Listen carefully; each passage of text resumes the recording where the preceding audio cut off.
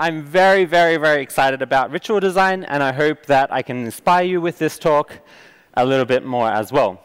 How are you all feeling? You're okay? Yeah, as mentioned, I'm Australian, so I need a bit of, crowd participation there as well. So yeah, it's a great honor. I hope to inspire you over the next, 25 minutes. All right, 20 minutes, come on. About what rituals are, why they're important for us to be conscious about, what good rituals and characteristics they have, and also a bit of a warning, which hopefully will inspire you to take rituals a little bit more seriously in the way that you work and the way that you create products for others. All right, let's do this. So yeah, like I said, I was born on Friday the 13th. I'm from Australia. And for those paying close attention, my initials are actually ABC. It's good to see that my parents had a good sense of humor. In my professional life, I am the lead service designer, or one of the lead service designers at Taxfix. Some would say that taxes are probably the most hated ritual that we have known to mankind. Whoever created this ritual, I have to talk with them. But yeah, so I'm dealing with taxes most of my time now. But previously, I was also working at Zalando. Anyone know Zalando? It's this, yeah, fashion, whatever. But I'm also really passionate about bike culture, coffee culture, go the Italians, and also about building great communities as well. So community is something that I really value, and being and belonging to communities is something that I think is really, really powerful and very human. I think we've already talked about this a couple of times in a couple of previous talks, so it seems to be a theme that we're talking about, especially as our communities were really disrupted in the time of the pandemic, how we interacted with people, how we belonged with people. I keep having these conversations where friends don't know other friends, and I'm like, but you belong to my community, and I really see this segmentation there as well. So in that regard, I also run the service design drinks in Berlin. Yes, I'm Berlin-based. And if you want to come party, go clubbing, or come to a design talk in Berlin, just hit me up. But yeah, so I'm really passionate about rituals, and I'm going to tell you a little bit of story why. So I'm a designer. I count myself very, very lucky to be a designer. I really, really love design. I mean, who ever thought of when you were a kid that there would be problem solving, you get to play with Lego, you get to draw stuff? I mean, it's the dream job. And also, yes, even like solving difficult problems like tax. Yeah, I'm still really passionate about those things. But there's always a but, there's a but. And so yeah, but sometimes I feel a little bit disconnected from the way that we do design or do our work in general. Can I just have a hands up? Who's felt a little bit disconnected through the pandemic from their work, why they're doing what they're doing? Anyone ever felt like that before? Good, I'm not alone. Whew, I was starting to freak out there. No, yeah, so I produce service journeys or maybe pitch decks that end up in someone's drawer. I'm dealing with an endless checklist of GDPR. And other times that management has just had this great idea to pivot all of our work and do something completely different, which makes my last 6 months kind of useless. So sometimes you're like, oh, what the hell is going on? I thought I could actually find some sense of purpose in what I'm doing. I mean, that's the dream, right? So yeah. I think we can also see that a little bit in what's happening on LinkedIn. Does anyone use LinkedIn here? Good, yeah, cool. LinkedIn, yeah, okay. It's the social media for those professionals. It's where you can actually talk professional, but not all people do. Anyway. So yeah, you can see that by this quiet quitting, the frustration with Gen Z and their kind of roles of not being so fulfilled by their work. Thankfully, the younger generation is saying what we're all thinking. It seems to be the trend, but also the huge job migration that's been recently happening on LinkedIn. Who's recently just started a new job in the last 6 months to a year? Yeah, so I mean, that's actually more than I thought. So there you go. I mean, that's really representative of the kind of shift that is happening in our work culture today. So for me, this disbelonging and disassociation with the work that we're doing wasn't always the case. And I'm going to let you in on a little secret. I grew up very religious. Some might say that I was part of a cult, but I tried to distance myself from that. You need to confirm your password, by the way. Yeah, so I grew up very religious. I grew up in a Pentecostal church. That's the American praise Jesus, amen, yeah, all of this kind of stuff. I I really did all of that stuff. I really loved it, actually. Actually, I look back on this time really, really happily and excited and with a lot of love and appreciation for what it gave me in my life. You know, there was always that famous saying, don't throw the baby out with the bathwater. And that's what I've tried to do as much as possible. I tried to learn from this experience and how it impacted my life and the lessons that it taught me growing up. I'm no longer part of any religious group or the church for that matter. I moved to Berlin and joined the Church of Berghain. Berghain is a really famous club in Berlin, so sorry. That was a Berlin joke. Yeah, sorry. Different context. But it was a place where I felt really connected. I felt really acknowledged. I felt like I could be myself and that people loved me for who I was, which was really, really powerful. I felt like I had a mission, a purpose there, and I felt that whoever else was in that community was there for me and I was there for them. And so Alan Baton, the founder of School of Life, also kind of talks about this in his Atheism 2.0 talk, where he says there's a certain power in these systems that have been developed over millennia. I mean, we still celebrate them, you know, even like Christmas or, you know, Easter, these kind of Catholic or Christian rituals, but also rituals throughout our culture, you know, traditions, so to speak. And I think that we can also learn from this society and not be a part of it and still like a designer in this way to actually learn from it.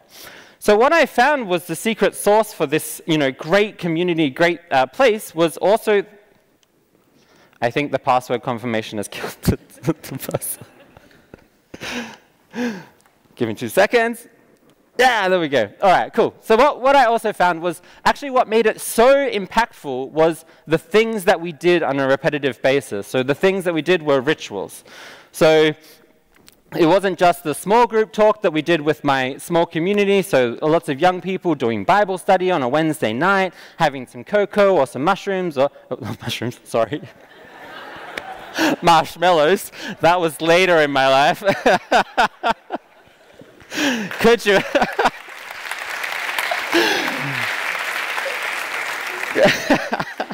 Some marshmallows is what I meant to say. Woo! There you go. Anyway, yeah, so some marshmallows, or going to church, singing, you know, coming together, having a great lunch. We always had coffee and cake after church on a Sunday. It was really great to see these people on a regular basis. But my favorite ritual also was the big summer camps and youth camps that we used to run as well, where teenagers from all around the state would come together. We would be away from our parents. We'd stay up late. We'd bring huge bags of candy. This time not the drug kind, but huge bags of candy, and really celebrate and be a part of a community together. And that was really, really, really impactful for a young, developing person. Now let me draw your eyes to these rituals, which is on the parallel side. So maybe you had an onboarding recently, maybe you had another Zoom call, maybe you had another one-on-one chat. You know, maybe my favorite ritual, the Monday morning stand-up, which, you know, someone thought, this is going too long. We need to all stand up so that we get tired quickly and we can move on faster through it. But then also someone decided, no, I'm going to take it one step further. We're going to do the plank stand-up. Has anyone tried a plank stand-up before? Now you know what I'm talking about. Yeah, so you can see these rituals aren't quite the same impactfulness as what we had before, right? So these religious rituals that I had and now my professional rituals, there seems to be a disconnect. So this is the power of rituals that I discovered reflecting upon how I grew up. So let me clarify for a second here, what is a ritual? A ritual is two parts. One is the easily repeatable actions. This is what you would normally call a habit or routine. I mean, you can read so many books about the powers of really controlling your habits, really controlling your routines. They define who we are often as people, how we live, who wakes up and checks their Instagram first thing in the morning. Ooh, okay, yeah, honest people, I like it, I appreciate it. Very, very good. I saw some shy hands there. Okay, yeah, I'm already embarrassed, sorry.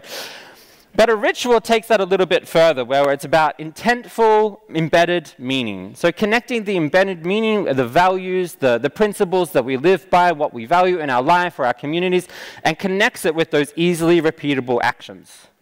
Here's just a couple of few examples that might illustrate the point that I'm trying to make. So who flew here today? Not today, but who flew to this conference? Quite a few of us, yep. So when you go home and you talk to your friends and you say, you can imagine the difference of impact when you say something like, yeah, I went to a conference, I flew there, I went on this business trip, you know, I learned lots of cool stuff. Or you could say something like, I went on a pilgrimage. I discovered myself. I had some interesting conversations that really opened up my eyes. The destination was the journey itself. You can really sense the difference of impact. I know, sorry about the tone of voice there, but you can really sense the difference kind of impact that a ritual has opposed to a routine or a habit that we might have. It also has the ability to turn simple food and dinner that we all must consume and eat into something like Thanksgiving or Passover or any of those other really significant meals where we come together, we be thankful, we reflect upon each other, we connect with the people that we're eating with, we don't sit by ourselves and gobble our food while the screen's on mute so that they don't hear us eating. Or it can turn something simple like a gift or a certificate into a ceremony. So I remember my graduation ceremony quite fondly. It was a great time when my parents actually showed up and they gave me, you know, presents and then we took photos, and it was a really special kind of moment for me. And that's the difference between a ritual and just a genuine routine or a habit. So here are two good examples, one that is based in terms of the way we work, and then one also in the products and services we create for others. So this one was from my time at IXDS, which was a design agency in Berlin. Sadly, it got bought out by PwC. I mean, excitedly, it got bought out by PwC. And what would happen is it's called the birthday book ritual. Who really enjoys the birthday ritual? You know, normally it's like you go run to the kitchen, you sing happy birthday really awkwardly, everyone kind of trails off at the end because they forgot the person's name, and then you get your coffee and you run back to the desk as quickly as possible. So at this time, what we decided was we're going to reinvent this ritual here. What would happen is the office manager would come to you and say, what book would you like for your birthday? This was a connection between the value of knowledge and ever learning and continuous knowledge, you know, and continuous learning to buy something that's actually valuable, something that you will keep. And what would happen is the office manager would buy that book twice. One book they would buy for you, and in that book, all of the colleagues would sign their name and, you know, give you a nice birthday message so that you remembered that you have colleagues. And the second time was bought for the library. So we had two versions, one for the person and one for the library. And then once your birthday had come and gone, you would come to the next all hands or the next team exchange or whatever you want to call it, the next campfire, maybe you call it that way. And therefore, you would present the book that you bought. I bought Good Services is my last book. It's a really great book about service design by Lou Dan. I recommend that you all go get it. And she's a fantastic designer. Yeah, so I bought Good Services. And in that time, what you do is you explain why that book was important to you or you were interested to read that book, and also why you would think it's a good addition to the library that we all share. So in this ritual, we turned something that was very generic, very sometimes a little bit confusing. You know, do I have to put in 10 euros or 15 euros? I'm the manager, so maybe I should put in 20 euros to the pool.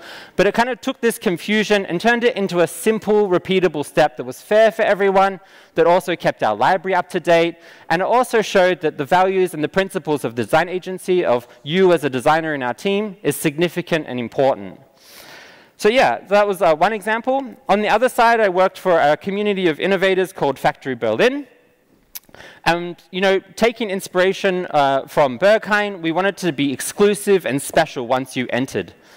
So what we did here is for the onboarding ritual, we decided that, you know what, it's not just like a co-working space where you go, yeah, you pay, you check in, you book your desk, you go there, you work, and then you leave again. What we really wanted to do was create a sense of people space.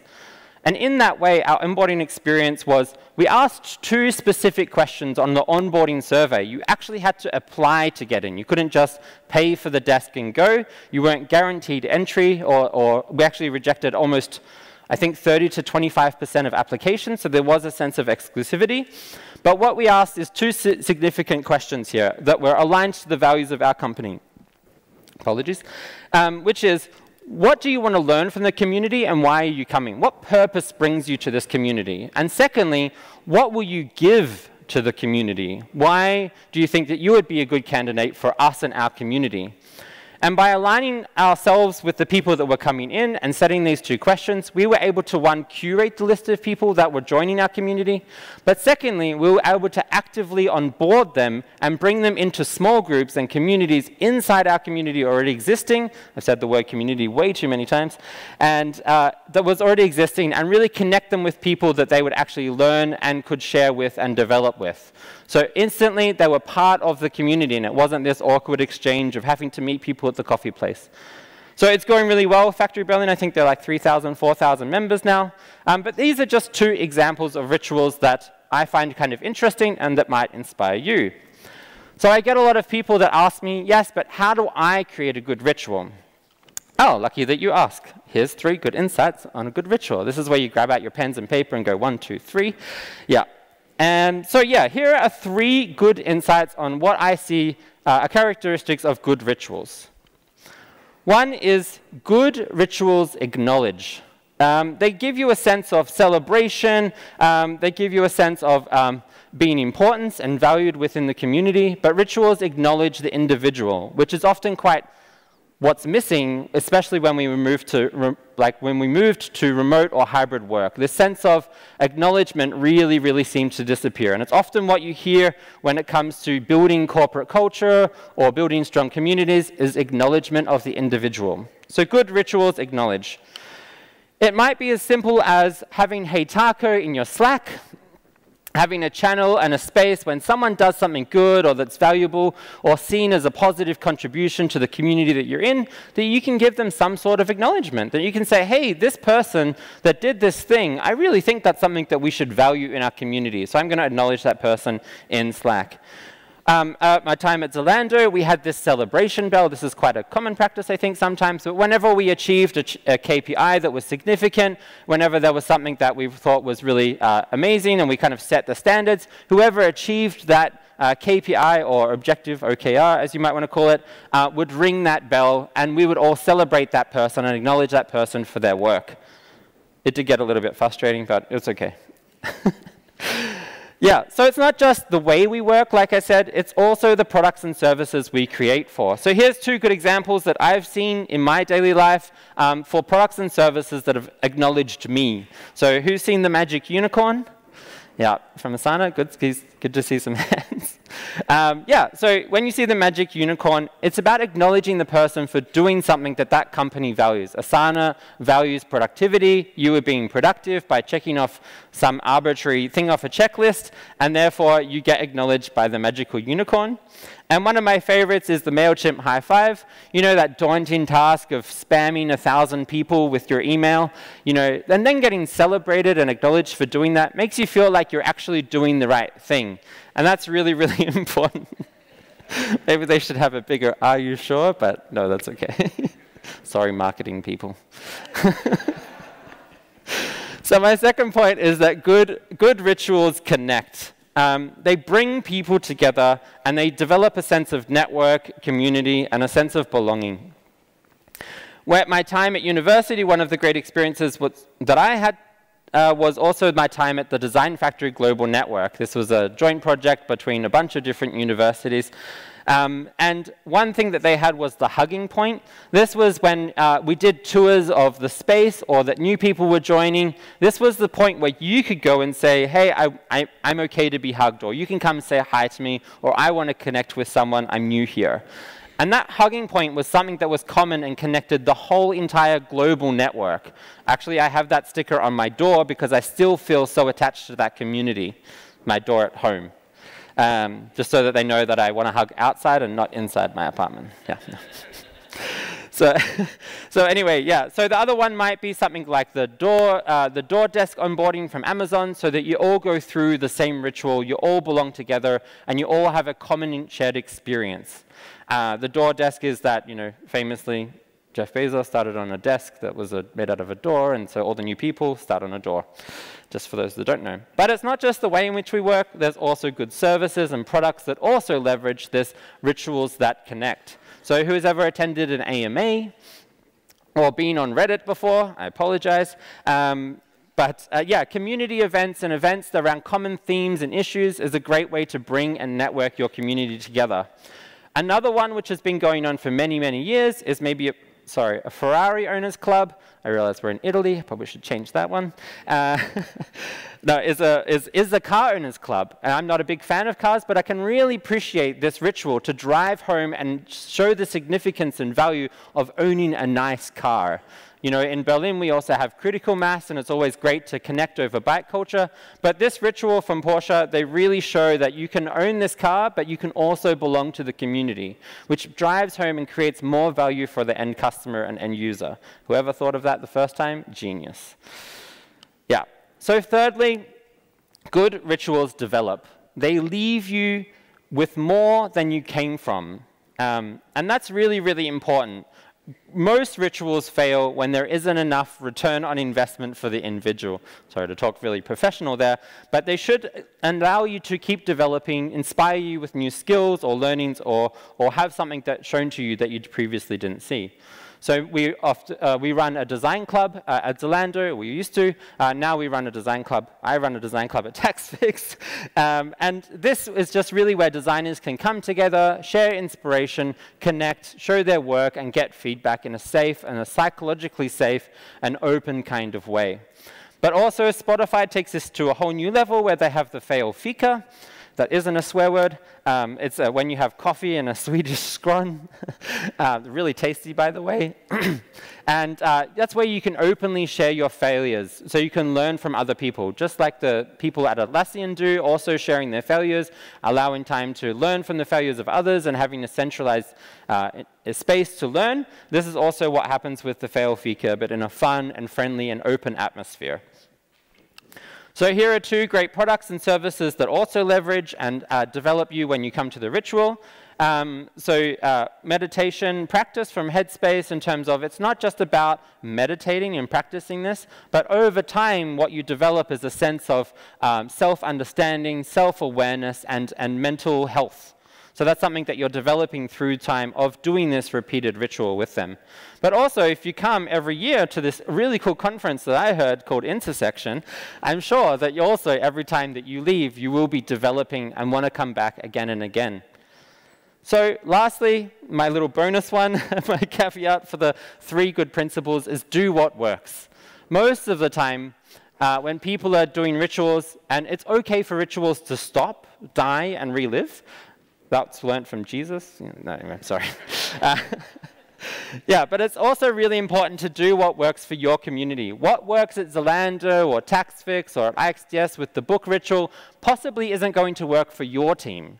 And that's really important to recognize. And one thing that you can learn from designers that I hope you take away from this is to prototype your rituals. Try something, let it fail, ask for feedback, change it. Because if people can input to the rituals that they're creating and they can give feedback, they will take ownership of those rituals. And soon enough, they'll be begging for this ritual never, never to end, and they will be putting their hands up to run the rituals that you might have started and kicked off. So it's really important to do what works and to make it apply to specifically your community. That's how people can know that they're part of your community. Here's an overview. You can take a photo now. Yeah, so remember, acknowledge them, connect them, develop them, but also do what works for them and your community. So I'm almost at the end. I'm sorry. Yes, we're almost there. It's almost lunchtime. Give me 2 more minutes and 3. Yeah, so one thing that I wanted to warn you about, and why I believe it's so important for you to be conscious about the rituals that are in your life as an individual, the rituals that are in your life as a team and the work company and the place that you work with, but also the rituals that you create for others, especially that last one, the rituals that you create for others. One problem that I've discovered when I reflect upon my time when I was in that church and in that organization and community is as soon as I started to distance myself from the beliefs that were also celebrated in the community, as soon as my values changed or what I believed in changed, it became very apparent that I was no longer accepted in that community. It was very apparent to me, not by what anyone said. This is the thing, there was no explicit, well, Adam, you have different beliefs, so now we're going to remove you and don't ever talk to us again. There was nothing explicit like this. There was no foul play, there was no bad intentions. But what I realized is the rituals that brought me into that community, that gave me a sense of belonging and understanding and feeling of connectedness, were the exact same things that drove me away. And why this is really important is because if your ritual in your workplace is Friday night beers, that's the only ritual where people can connect on a social basis, is drinking after work. And I love a good drink after work, don't get me wrong. I'm not banning drinks after work. I'm not, canceling anything. But what I wanted to make you aware of is that's your only ritual where people connect. You've just excluded all young parents, new parents, and people that can't stay late at work. You've also excluded people that can't drink and don't want to drink. Maybe they've had problems in their past, who knows? But that ritual implies to them and says to them, very, very under the radar, hey, you don't really belong to our team. And that's really, really, really bad, especially when we know now that diversity and inclusion is what makes great product teams. So that's really, really important to understand, and that's why it's really important that you're conscious about the rituals that you have. So maybe I've inspired you to make a change. Maybe I've inspired you to go back home and have a talk with someone in your team about what rituals you have.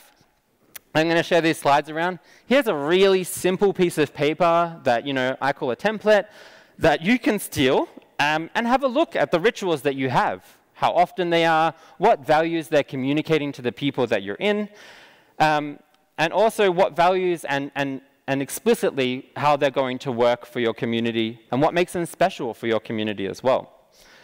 Okay, that's enough from my point of view. I'm obviously still getting to know what ritual design is and exploring this space, but there are people and giants that I stand on the shoulders of.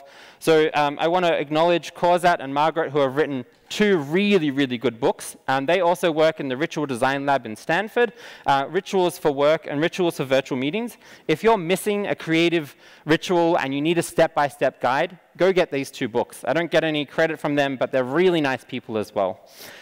If you want to hear the Atheism 2.0 talk from Alain de Botton, it's that one. And another good book that I recommend is The Art of Community by Charles Vogel. So these are really good collections if you want to increase your knowledge about rituals. So that's all from me. Woo, one too many. I don't know if we have any time for questions, but what I would like to try is let's make this lunch a little bit special. Let's steal from a religious ritual. And if you're eating with someone or you see someone standing by themselves, well, don't go and annoy them, but if you want to go talk with someone or eat with someone, why not take a moment, like 1-2 minutes, and just say, hey, what are you thankful for? Maybe it's something that you learned at the conference, maybe it's something in your life that's happening, and take a moment to share some thanks. Simple as that. I hope you're on board. Thank you.